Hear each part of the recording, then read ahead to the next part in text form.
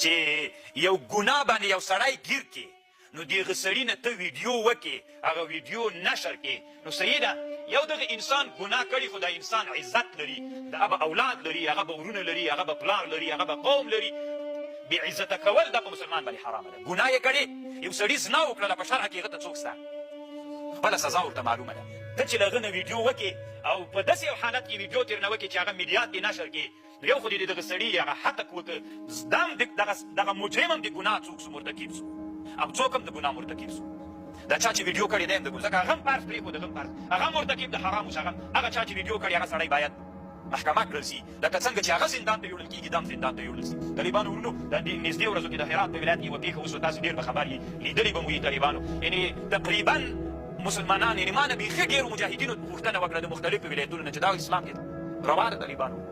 دا اوس هم شته که د طالبانو چې بعضې خو داسې په دې ټولنه کې نااهله انسانان شته ده چې همغه د بې حیایي عکس دی په خپل فیسبوک باندې دغسې لګولی وي هغه وضعیت باندې لګولی طالبانو دا د انسان څومره لویه بېعزتي ده نو طالبانو ورونو صحیح ده زنا یې وکړله سړي هم زنا وکړله ښځې هم زنا وکړله بویه زه د الله حکم رجم و که حدو دواړه پرې باندې عملي کړه دا د الله حکم د بې عملي که دا ملت په دې باندې خوشحالېږي که نه خوشحالېږي اوس مثلا دا خو داسې یوه ټولنه ده د افغانستان داسې زهرجنه ټولنه ده چې په دا یوه ویډیو باندې ټول خاندان وژل کېږي که نه وژل کېږي اوس مثلا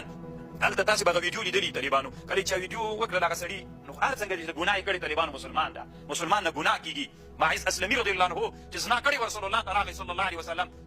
جنازه یې پرې وکړله طالبانو مسلمان و وي دومره غټه توبه یې وویستله که دا توبه یې د ټولې مدینې په خلکو باندې تقسیم کړي ورته وبرسېږي دومره غټه توبه یې ویستله هغه به اولاد لري هغه به ورونه لري هغه به پلار لري هغه به قوم لري ټول قوم دی ځکه افغانستان دا ټولنه داسې ده د یوه سړي له ګناه سره ټول قوم څنګه کېږي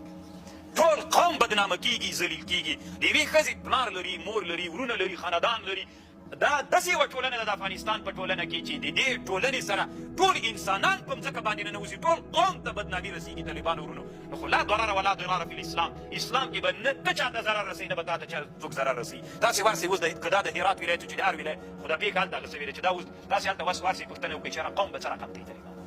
هغه د ښځې قوم به څنګه یو د سړي قوم به طالبانو په کوم حالت باندې الله دې په مسلمانانو رحم وکړي صحیح ده ګناه یې وکړه شرع کې خپل قوانین شته ده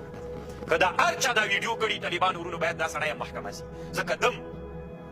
قومونو د انسانانو حقه کړی ده علامه ابن حجر طالبانو دلته په الزواجر کې یو عنوان کړي چې د مسلمان حقق د مسلمان هغه عزت ماتول دا ګناه کبیره ده نو مرتکب د ګناه کبیرې ته دلته مثبت وزارت باید دوی ته هم څوک ورکړي هغه که رجم یې رجم دي کړي او که بل حکم یې بل حکم دي کړي چې چا دا ویډیو کړې ده د هغوی کور صحیح ده ته که د امر بالمعروف ولې که ته عادي سړی ویډیو دې کړې ده که هر څوک یې دا سړی دې پیدا شي ولې دې بیا دې چې وکړه نشر کوله دې ولې ولې دا طالبانو نه تنها دلته دا د سره زده کوي که یو څوک مو په ګناه ولیده